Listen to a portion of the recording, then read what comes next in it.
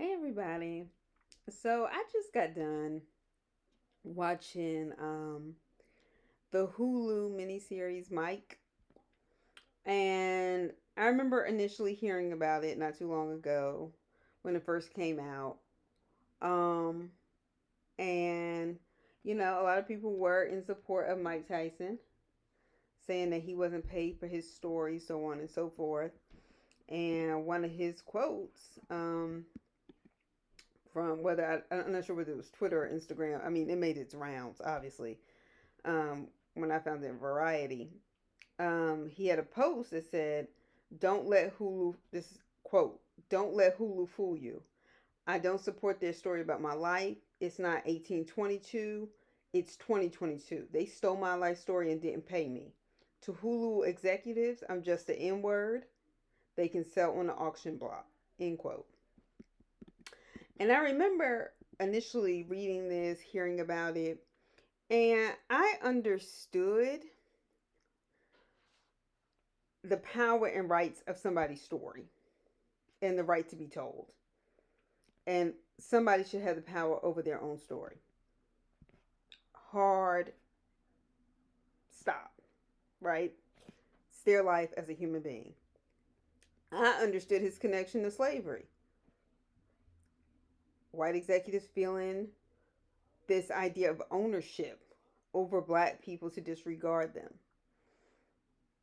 I also remember when hearing about it, thinking to myself, I don't know that Mike Tyson needs to be consulted on every story about him.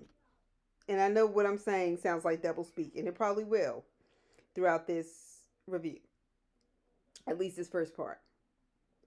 I don't think Mike Tyson is a reliable source when it comes to the interpretations of the events in his life. What do I mean by that? You can argue that somebody's the best source. But the problem I have is that Mike Tyson, even until this day, denies raping Desiree Washington, denies the level of abuse he inflicted on Robin Givens. He admits that he fought her, but he always suggests that they fought each other, right? As if somebody like Robin Givens, who is still frail, like you can look at her and tell she's a tiny woman. And I saw her in person once, and she came to my college to promote her book. And I remember thinking, I no, actually, I think Mike Tyson's story needs to be told without him. Now, in terms of principle, absolutely, I understand. But the fact that Mike Tyson is still denying raping Desiree Washington, that it has been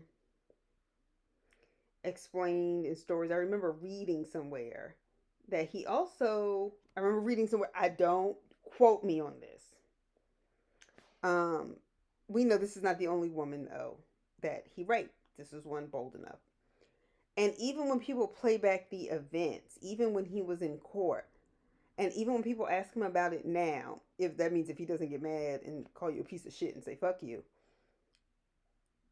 I don't think Mike Tyson understands exactly what rape is or what abuse is. I actually think he is under the impression that what he's done and said regarding women and his sexual activity, even what he's described that he likes, is rape. Wanting to dominate a woman, forcing himself, like he's admitted these things. Even after being in prison, I really don't think he understands to some degree that is what rape is. As far as he's concerned, rape is something negative. So I don't want to use that term. And then proceeds to explain the behavior that he engaged in against someone else's will. Okay. So I remember thinking to myself, I think some stories need to be told about Mike Tyson without Mike Tyson's approval. Because Mike Tyson is still not in a place. To me, I'm sure he appears to be better than he used to, but as you get older, you mellow out. You can't carry on the same way. Although he did kick that guy's ass on the plane. Yeah. So, regardless of what that man did, Mike Tyson is not an average human. His punch is enough to take you out. And I don't mean just knocked out. I think you can come very close to death. You can see the great big light, you know? Anyway, so I watched all the episodes, and no, I don't think it was the greatest series in the world. And they used that kind of one man show he did, Tyson, as he's explaining parts of his story, and he talks about his very abusive upbringing, his abusive and also exposure to violence constantly. And he saw this kind of as a way to dominate people. That's the way you win. They show his mother in an abusive relationship and situation um, with a man. She was working on her education. She had served as a nurse, a dietitian.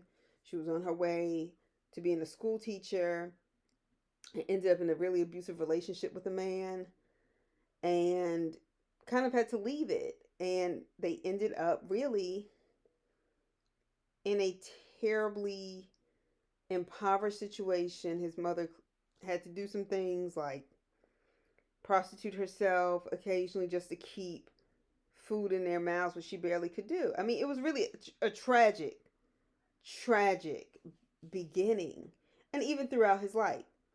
And I know the effects of abuse leaves scars that nobody can see. That's why he battles with himself. That's why he battles with suicide. And I think fundamentally he hates women. He hates women because he feels betrayed by his mother. His mother was abusive to him. He, of his three siblings, was the one who actually didn't do well in school in spite of the circumstances. They stayed out of trouble in spite of the circumstances, and Mike Tyson couldn't do it. You know, they show one scene where, the white man comes in at school and just basically says, "Yeah, your son's retarded," like in front of him. And he was like, "I think my mom's dreams were really dashed when she heard that." And we know at that time people did use the word retarded. Now, you probably shouldn't be giving that diagnosis in front of a child. And he probably did experience it just like that because that's why he has the memory of it. And, you know, I've seen this as an educator, unfortunately. When kids are told things like that about themselves, they begin to believe it. And yeah, there are such things as learning differences and disabilities. I do think Mike Tyson's a bit slow. I do. Um, but also knowing he dropped out of school in the second grade, is that because he's slow or uneducated? You see what I mean? Um, and clearly has some speech impediments, so on and so forth. I mean, by the time he was 13, he had been arrested 37 times. I mean, in juvenile detention hall facilities, he started hanging out with gangs. He said because they made him feel like he belonged somewhere. Once again, not uncommon. Not uncommon at all for kids to get involved in gangs and violent activities because of these kind of things. He was stealing, to kind of survive, and the mother was really ashamed of that. And, he went back and forth with his mother a lot. Um, she would beat him when he would get arrested. And, he was still a kid. Anyway, it's in juvenile that he had always been a fighter physically because he got tired of getting beat up. And he wanted to become like a fighter. And this white guy didn't take him seriously. He beat his ass. But he wanted to train. For some reason, he responded to that. He wanted to train. And he does eventually get introduced to Cus D'Amato, an older Italian man who agrees to take Mike Tyson in, train him to fight, and took him out of the situation with his mother in the impoverished situation. It seemed to be very important to Mike Tyson and a recurring theme, as it is oftentimes with children who are abused by their parent or neglected or abandoned in any shape, way, or form, that he was constantly trying to prove to his mother he was worthy. And I always find that interesting, particularly with black men, That sort of hostility is, and I'm talking about black men because I'm black and I know the culture better. That energy goes toward the woman, not to the father that left or neglected or abused. It's heavily on the mother, and then the women that come into that man's life.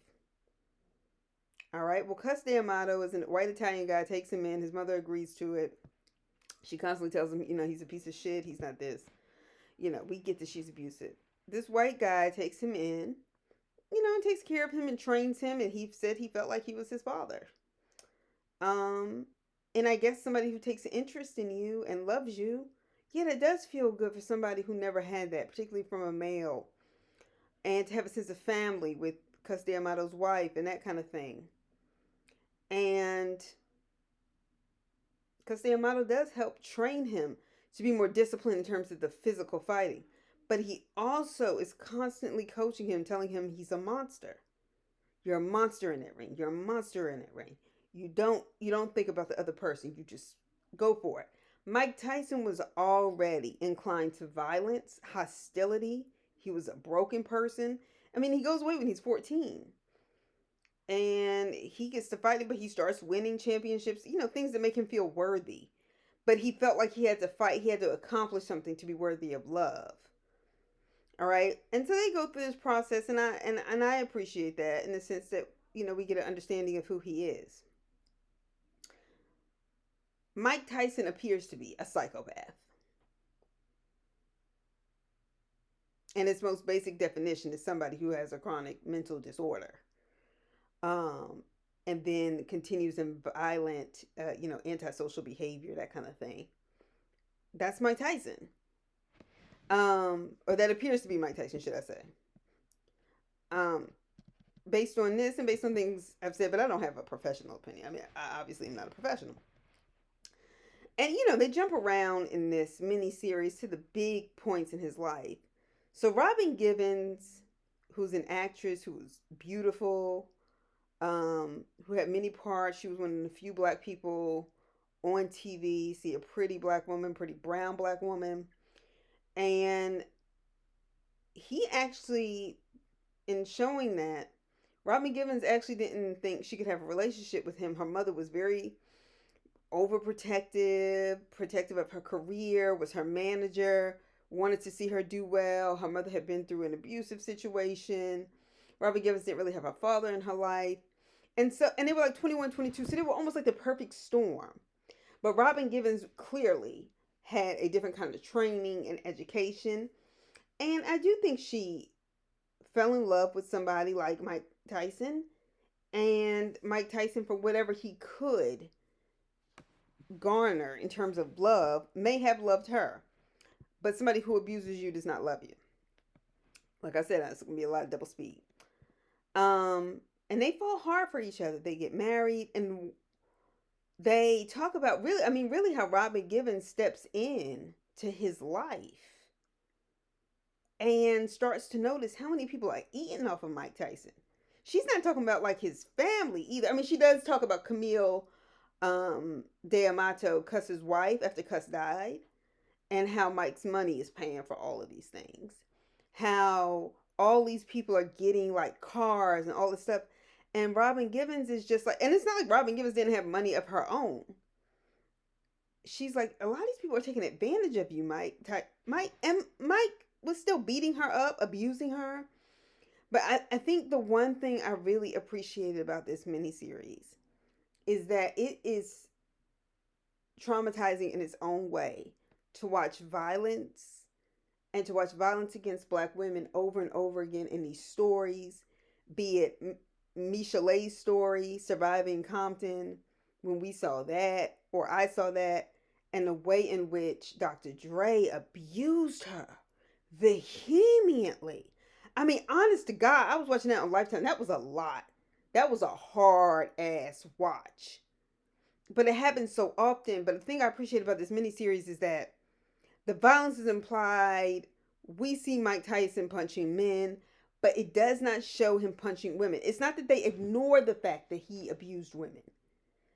But just the trauma of watching women get thrown around and beaten around. Even when they show his mother, they show her mouth bleeding from when she had clearly had a domestic violent fight with the man she was living with, her husband. But they show her getting back up and throwing soup in his face, like hot soup after he had punched her in the mouth and that kind of thing. And honestly, that was a whole lot easier because male violence like that, I know it's traumatizing for me to watch. I don't like it.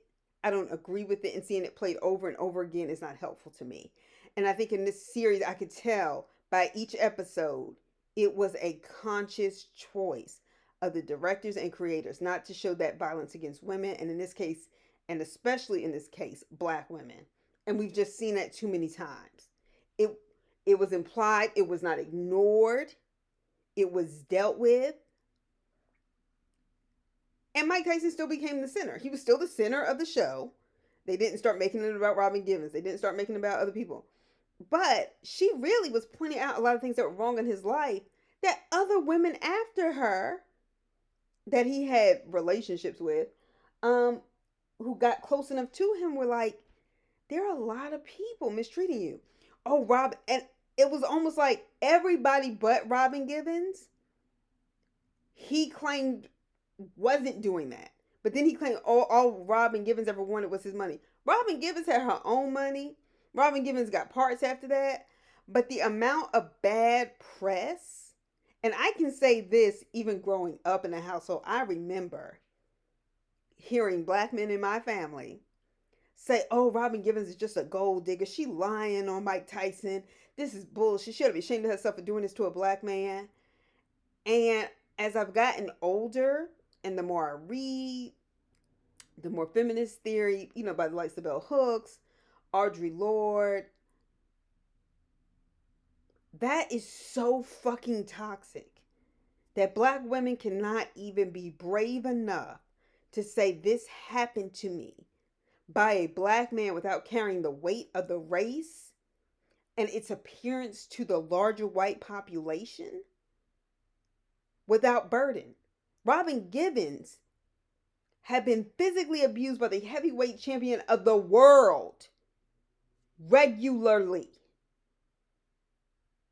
She was terrified of him. Even when he talks about Robin Givens now, he's hostile, he's angry.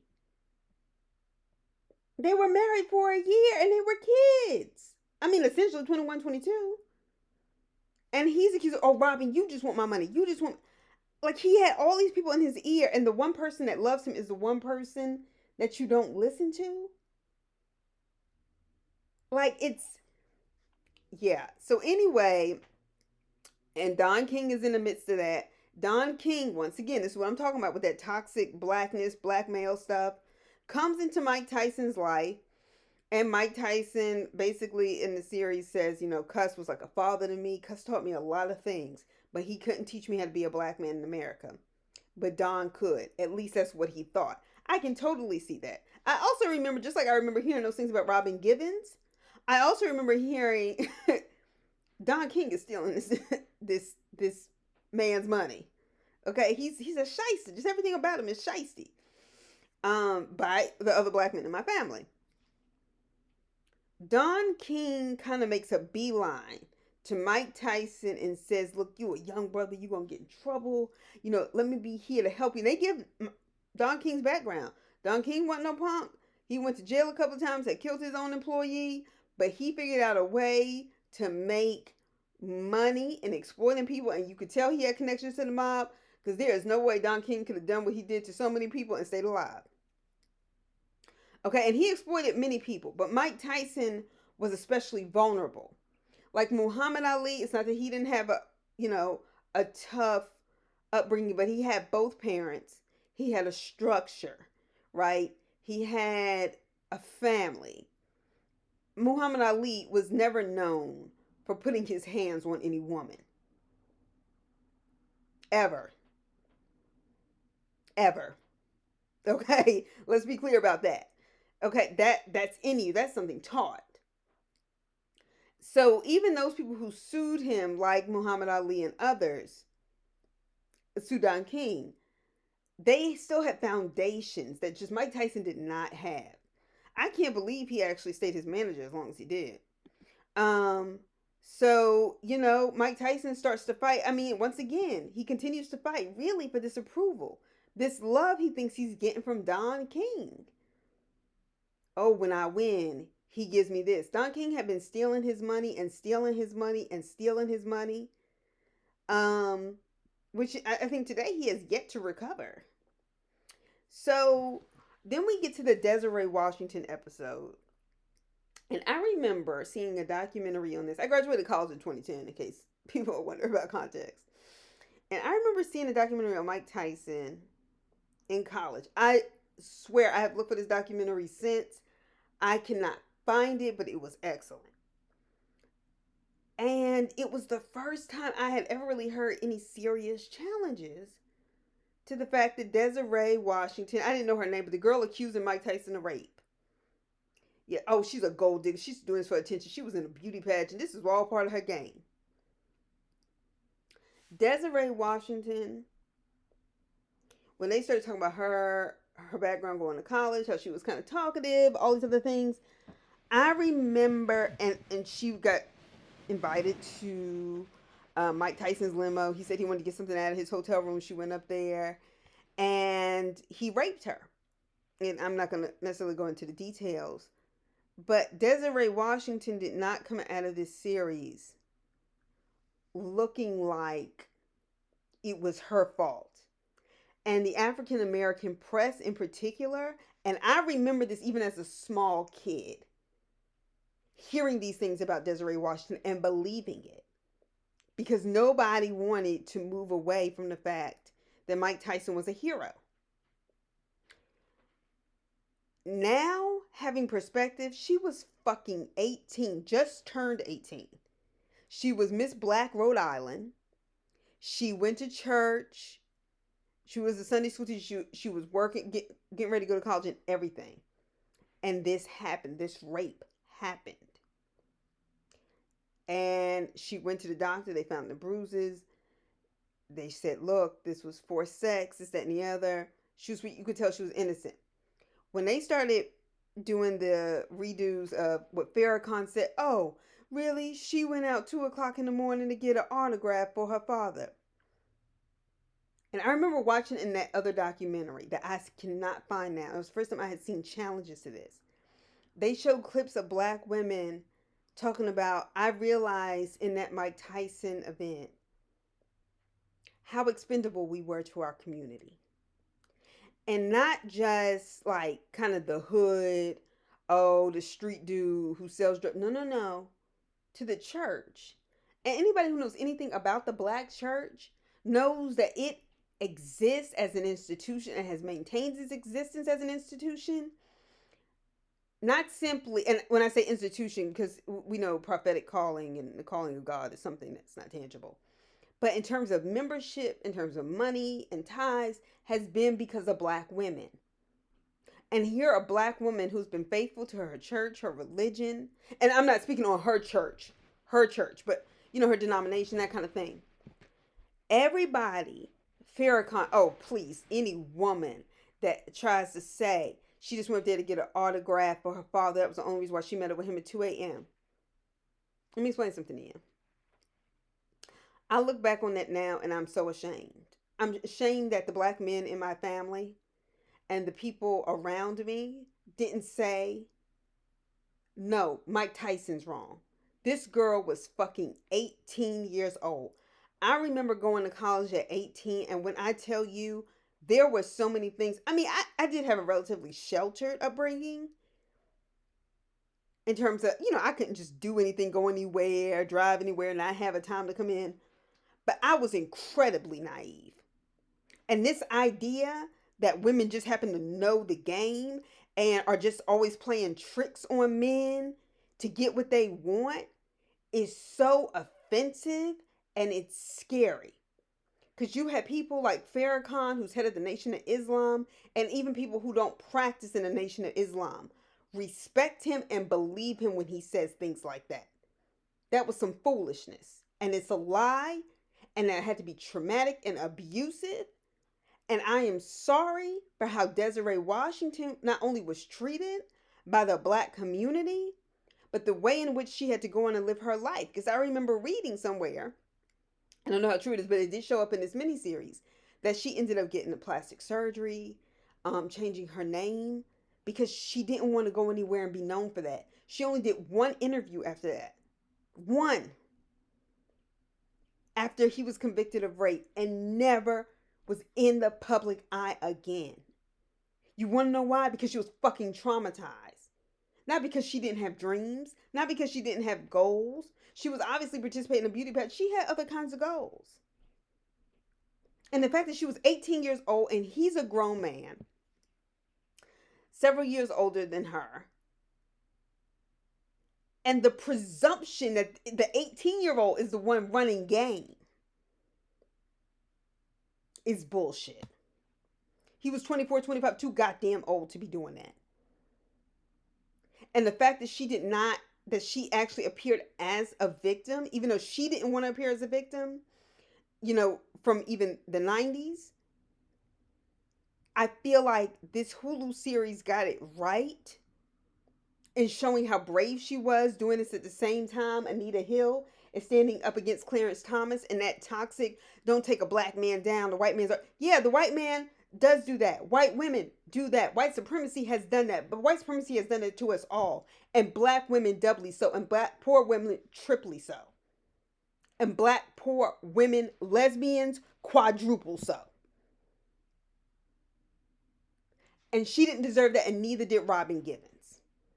And Robin Givens still can't wash the stank off of her from having dealt with Mike Tyson and the bullshit that she had to deal with on top of the trauma.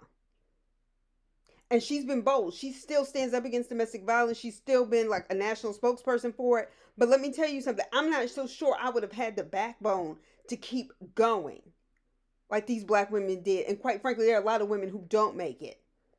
And this was public. Mike Tyson went to jail.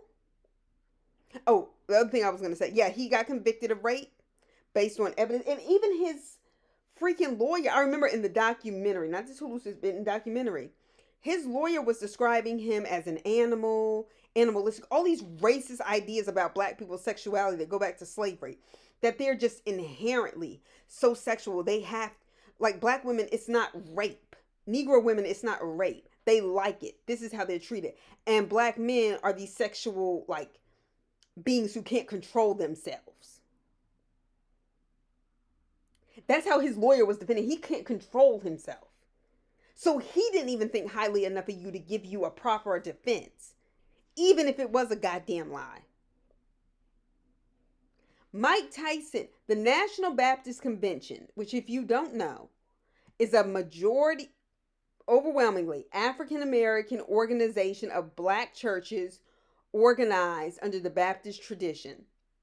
Martin Luther King breaks away from the National Baptist Convention in the 60s and helps found the Progressive Baptist Convention, which is a lot of preachers who just felt like there were things that were going on in the regular state of the Black Baptist Church that needed to be addressed, and it still exists today. And so is the National Baptist Convention, but I was raised under the National Baptist Convention banner. And I remember, and it was mind-blowing in the documentary, but that's when I was like 19, 20 watching this. And I was like, oh my God. These were the preachers, I had met, were around, had done revivals, even, were, defaming, degrading Desiree Washington, not Mike Tyson. And even on the Hulu series, they show that even when he was in a church, as a preacher defended him from the pulpit, he had a hot mic on. He had the hot mic and didn't know it, and said, and had leaned over to somebody. I can't remember if it was another preacher or a bodyguard, whatever, or Don King. I can't even remember. But he leaned over and said, I should have killed that bitch when I could have. That's what he said in church while they're proclaiming his innocence. What does that say for the safety of the black women who I can guarantee you more than probably not were the majority in those churches? That pissed me off because I had to rethink a whole lot of things that I was taught with this Hulu series and that documentary that I can't find because I really feel like you can't find it because they don't want it. And there were black women talking about it then, black women talking about it now who took the fucking heat.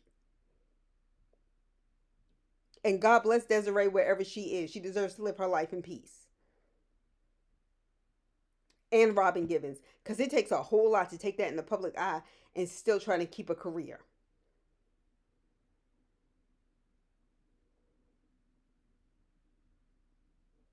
And the question is, why did so many black men either go shut mouth or were so quick to degrade her? And I remember the one thing that stood out in that documentary, even when you had black women talking, you had multiple people, white people, sportscasters, different people. The one thing that I remember was this debate between one preacher and another. I don't remember the other preacher's name who was supporting Mike Tyson, but I do remember the preacher who was in support of Desiree Washington and what she claimed. And his name was Reverend Calvin O. Butts III, who is still currently the pastor of Abyssinian Baptist Church in Harlem, New York, and has been so for many years. I've only been to the church a couple of times, but I remember that documentary, and I had heard his name before, even as a kid. And he sat there and said Desiree Washington. He said something along the lines, because I don't want to ever misquote no preacher, along the lines of, Desiree Washington is a Sunday school teacher. She's a volunteer. She has helped her community. She was a consistent member of church. She is an example in our community. And she's been raped. Why is the instinct to defend Mike Tyson? What has Mike Tyson done for this community? Him winning fights essentially serves him. What has he given back to the black community? Desiree Washington has done more in her 18 years of life and with less money in terms of giving back to her community. Mike Tyson has. Why are we defending him? Why does she go without benefit of the doubt? And I had so much respect for him in that moment and even now, because that helped to change my perspective even as I watched it. And I realized then and I realize now how important it is for black men to stand up for black women and to see that differently. Because the religious leaders I knew and I was around defended Mike Tyson. And here is another Baptist preacher with a huge church, one of the largest in the country, saying, no, I'm not going for that. And challenging that other black man in that interview. Defend a black man in the face of white supremacy. He's a black man in the face of white supremacy. That don't make black men raping black women okay. And so I think this miniseries did a good job of making sure that the women in his life were not demonized for, and in fact, court evidence, doctor's evidence, abuse evidence. Anyway, he goes to prison. I think he gets 6 years, but he only serves like 3. They send him to prison where he belonged. And even in prison, he's always getting over and fighting people. Like, he just could not seem to learn a lesson. There were always people in Mike Tyson's life that were really trying to help him along the way. He meets another woman when he gets out. Her name is Monica. She's actually the sister of Shelby Steele. I don't look him up. He was over the Republican National Convention for some years and lieutenant governor, I think, of Maryland. But he's a black man who's a staunch Republican. And Mike Tyson married his sister Monica. And he was like, well, I cheated on her. We had some kids, whatever. And she was going to be a doctor, so on and so forth. Did become a doctor, a pediatric doctor, I believe. She did her residency at Georgetown. And she ended up with Mike Tyson. Mike Tyson was cheating on her. He was still taking drugs. It doesn't show that he abused her, but it's hard for me to believe that Mike Tyson has not abused women since. It's just very difficult for me to believe that, considering how violent he reacts to certain things.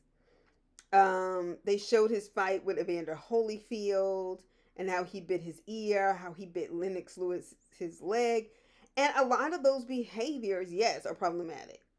And once again, I don't like comparing black people to animals because historically that's what's been done to us. He's a human, but he's broken. He's he appears to be, I'm just saying appears to be, based on my basic lens of the show and of previous documentaries I've seen, to be a psychopath. He's violent. And I see Mike Tyson as a danger to society. I don't give a damn what anybody says about it. Now, I'm not saying that people who fuck up and fuck people's lives up cannot somehow fix it, but they've got to work at it. And I think there's too much grace and forgiveness. And this, once again, gonna sound double speak if you call yourself a Christian, but too much grace and forgiveness when it comes to black men who violate black women over and over and over again, and they get benefit of the doubt, and black women don't, without doing the work to correct it. Now, somebody like a Kevin Powell, who wrote about how he grew up in a very abusive environment with his mother and is abusing women in relationships he was in, and then realizes there's something wrong with me. I have to fix myself and be better. That to me is representative of somebody who does the work and therefore worthy of forgiveness. I don't think we should be feeling sorry for you, still putting money in your pocket through various endorsements to protect Mike Tyson for what? I'm sorry he grew up fucked up. I really am. And I'm not saying that facetiously. But you know how many black women grew up fucked up and then you helped fuck them up when you got grown and got power to physically dominate them? His current wife, Kiki or Lakia, was in Nation of Islam, had gone to jail, and he was talking about how he was turned on by it. They ended up having kids together. They're still together. Mike Tyson is really kind of a miracle in many ways that he's still alive. Because, I mean, there's a lot of things that could have taken him out. And like I'm a firm believer, God will always give you something to work with. But I'm not going to excuse the violence against black women. But I'm grateful for when I watched this series, I was not re-traumatized by the constant scene of beating of a black woman by a black man. I get it. I know what happened. But the way they did it and essentially gave these women their flowers.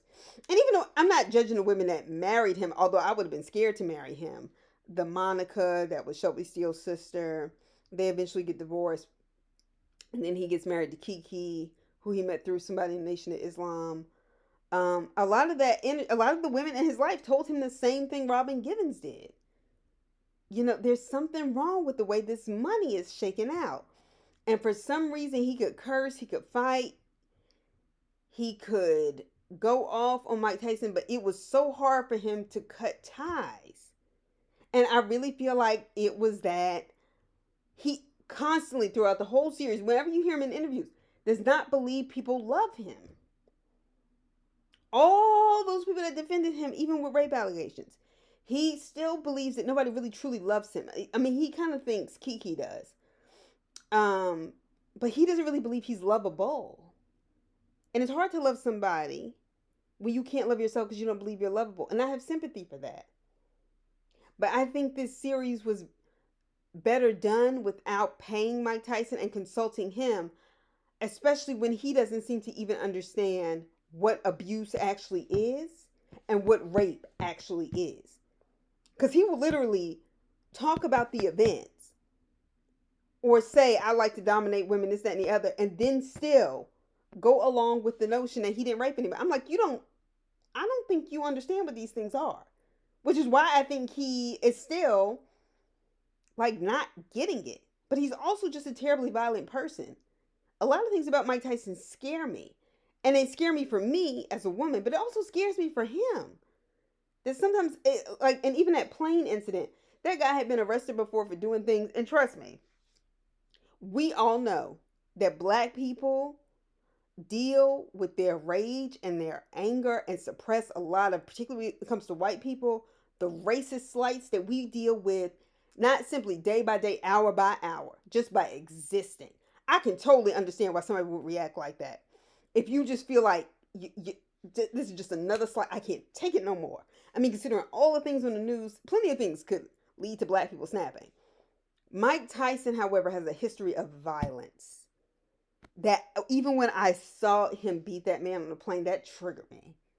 That triggered me. I was just like, this man is out of control. And people still defended him.